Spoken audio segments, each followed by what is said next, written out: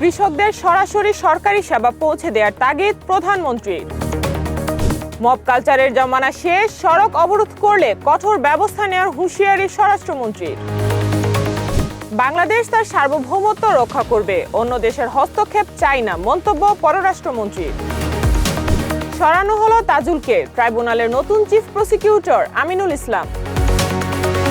সামরিক উত্তেজনার মধ্যে আবারও আলোচনায় বসতে যাচ্ছে ইরান যুক্তরাষ্ট্র।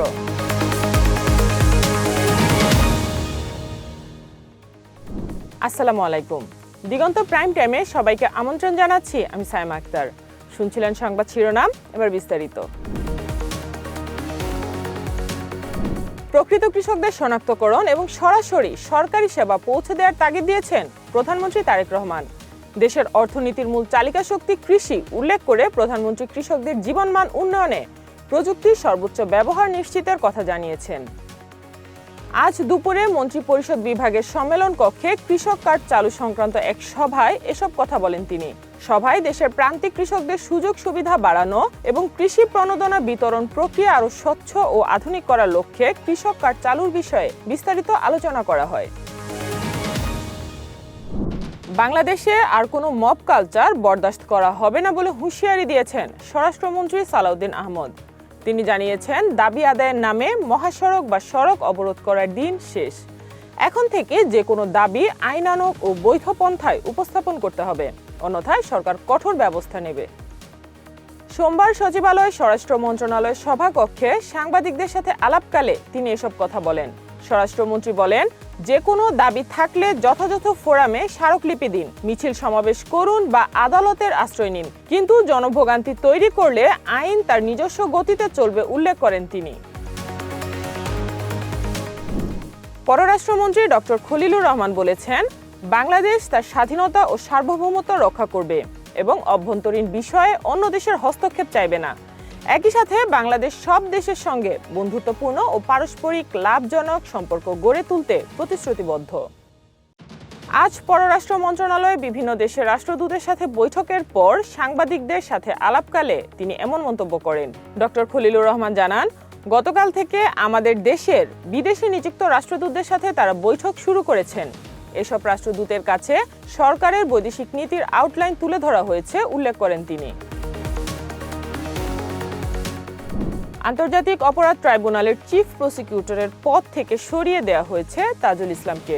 নতুন চিফ প্রসিকিউটর নিযুক্ত হয়েছেন অ্যাডভোকেট আমিনুল ইসলাম। সোমবার এ বিষয়ে প্রজ্ঞাপন জারি করেছে আইন মন্ত্রণালয়। আমিনুল ইসলাম বিএনপির চেয়ারপারসন খালেদা জিয়ার আইনজীবী হিসেবে দীর্ঘদিন দায়িত্ব পালন করেন। বিডিআর হত্যাকাণ্ডে আসামি পক্ষের আইনজীবী হিসেবেও পরিচিতি অর্জন করেন তিনি। আর অ্যাডভোকেট তাজুল ইসলামকে জুলাই আন্দোলনের পর 2024 সালের 5 সেপ্টেম্বর প্রধান প্রসিকিউটর হিসেবে নিয়োগ দেয় আইন মন্ত্রণালয়। নড়াইল সদর উপজেলায় আধিপত্য বিস্তারকে কেন্দ্র করে দুপক্ষের সংঘর্ষে বাবা ছেলে সহ 4 জন নিহত হয়েছেন। এতে আরও 6-7 জন গুরুতর আহত হয়েছেন। সোমবার ভোরে সদর উপজেলার সিংগাশোলপুর ইউনিয়নের বড়কুলা গ্রামে এ সংঘর্ষ হয়। স্থানীয় সূত্রে জানা গেছে, সিংগাশোলপুর ইউনিয়নের সাবেক চেয়ারম্যান খায়ের ও খলিলের লোকজনের মাঝে দীর্ঘদিন ধরে বিরোধ চলছিল। এর জেরে সোমবার ভোরে বড়কুলা এলাকায় দুপক্ষের মধ্যে রক্তক্ষয়ী সংঘর্ষ হয়। এতে দেশীয় অস্ত্রের আঘাতে ঘটনাস্থলেই খলিল গ্রুপের রহমান খলিল, তার ছেলে তাহাজুদ হোসেন ও একই পক্ষের ফেরদৌস হোসেনের মৃত্যু হয়। গুরুতর আহত অপর পক্ষের ওসিবুরকে উদ্ধার করে নড়াইল জেলা হাসপাতালে নিলে জরুরি বিভাগের চিকিৎসক তাকে মৃত ঘোষণা করেন। ঢাকার 2 সিটি সহ দেশের 6 সিটি কর্পোরেশনে 6 জন বিএনপি নেতাকে প্রশাসকের দায়িত্ব দিয়েছে সরকার। রোববার প্রকাশিত স্থানীয় সরকার মন্ত্রণালয়ের এক প্রজ্ঞাপনে এ তথ্য জানানো হয়েছে। ঢাকা দক্ষিণ সিটি কর্পোরেশনের নতুন প্রশাসক হয়েছেন আব্দুস সালাম, আর ঢাকা উত্তর সিটি কর্পোরেশনের শফিকুল ইসলাম খান। খুলনা সিটি কর্পোরেশনে নিয়োগ পেয়েছেন বর্ষিয়ান রাজনীতিক নজরুল ইসলাম মঞ্জু। গাজীপুরে শওকত হোসেন, নারায়ণগঞ্জে সাখাওয়াত হোসেন খান এবং সিলেট সিটি কর্পোরেশনের নতুন প্রশাসক হয়েছেন আব্দুল কাইয়ুম চৌধুরী। আন্তর্জাতিক সংবাদ। সামরিক উত্তেজনার মাঝে আবারও আলোচনায় বসতে চলেছে যুক্তরাষ্ট্র ও ইরান। আগামী বৃহস্পতিবার জেনেভায় নতুন দফার এই আলোচনা অনুষ্ঠিত হবে। রোববার সামাজিক যোগাযোগ মাধ্যম এক্স হ্যান্ডেলে দেয়া এক পোস্টে বৈঠকের বিষয়টি নিশ্চিত করেন ওমানের পররাষ্ট্রমন্ত্রী বদর আল বুসাইদি। আশাবাদ জানিয়ে পররাষ্ট্রমন্ত্রী বদর বলেন, চুক্তি চূড়ান্ত করতে এবারের আলোচনায় ইতিবাচক অগ্রগতি হতে পারে। পারমাণবিক কর্মসূচি, ইউরেনিয়াম সমৃদ্ধকরণ এবং নিষেধাজ্ঞা প্রত্যাহারের মতো ইস্যুকে কেন্দ্র করে আলোচনায় অগ্রগতি আনার চেষ্টা চলছে বলেও জানান তিনি। এমন সময় এ আলোচনার ঘোষণা এলো যখন ইরানের সাথে যুক্তরাষ্ট্রের সামরিক উত্তেজনা তুঙ্গে রয়েছে। এবারে খেলার খবর। দক্ষিণ আফ্রিকা সফর বেশ লম্বা হতে যাচ্ছে বাংলাদেশের জন্য। নভেম্বরে 2 টেস্টের সাথে 3টি করে ওয়ানডে ও টি-20 খেলতে সেখানে যাবে টাইগাররা। সিজনের কয়েক মাস আগেই সূচি প্রকাশ করেছে দক্ষিণ আফ্রিকা। সূচি অনুযায়ী নভেম্বরের প্রথম সপ্তাহেই সেই দেশে পা রাখবেন লিটন তাসকিনরা। 2 টেস্টের সিরিজ দিয়ে শুরু হবে বাংলাদেশ দলের দক্ষিণ আফ্রিকা সফর।